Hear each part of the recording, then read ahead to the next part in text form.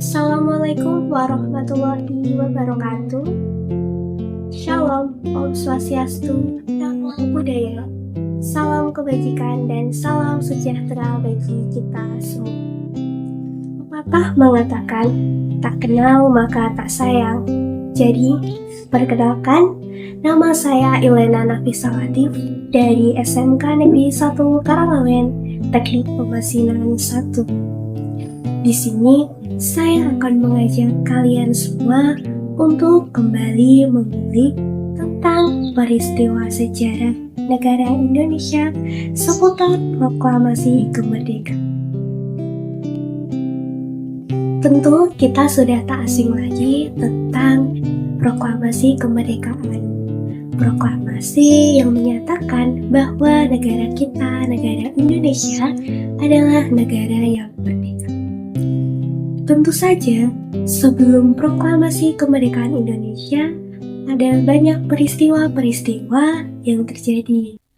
Peristiwa seputar proklamasi kemerdekaan Indonesia dimulai pada pertengahan tahun 1940, di mana Jepang terpaksa menjanjikan negara kita Indonesia sebuah kemerdekaan.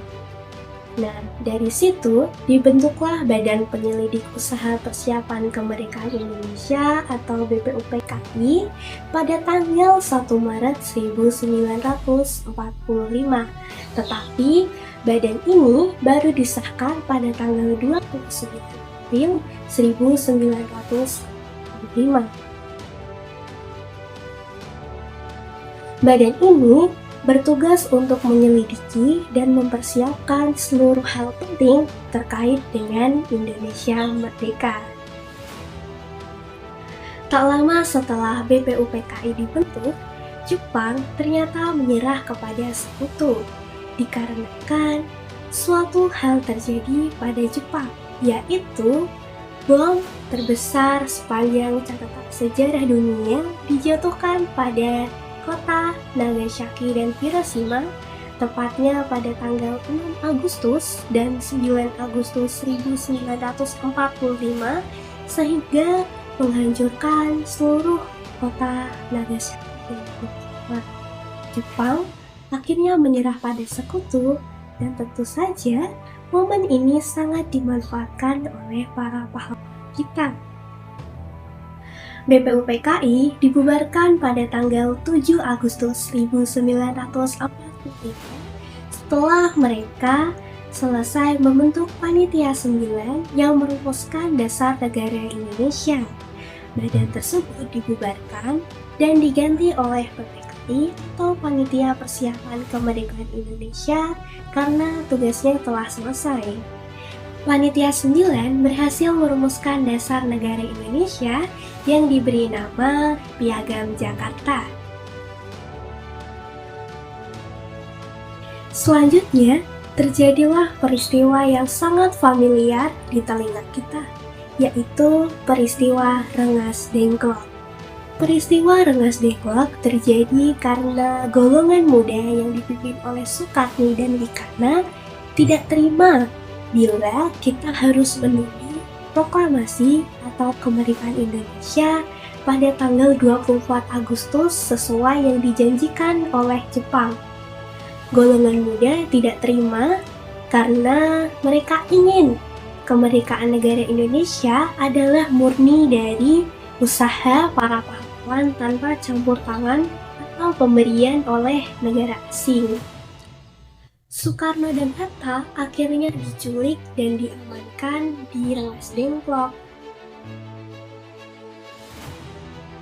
Di sana terjadi sebuah perdebatan yang sangat tajam, dan juga karena perbedaan pendapat sampai mereka ini sangat berseteru pada masa itu.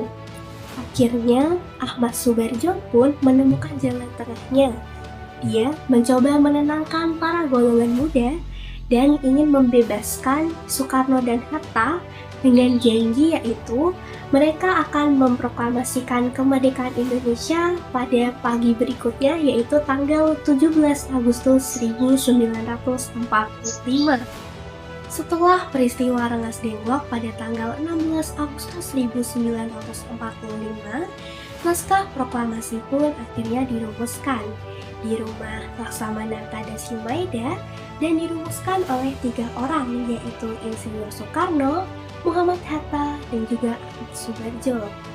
Proklamasi itu pun diketik oleh Sayuti Melik dan akhirnya pada tanggal 17 Agustus 1945, naskah tersebut dibacakan oleh Bapak Insinyur Soekarno dan juga dikibarkanlah bendera merah putih yang dijahit oleh Ibu Fatmawati.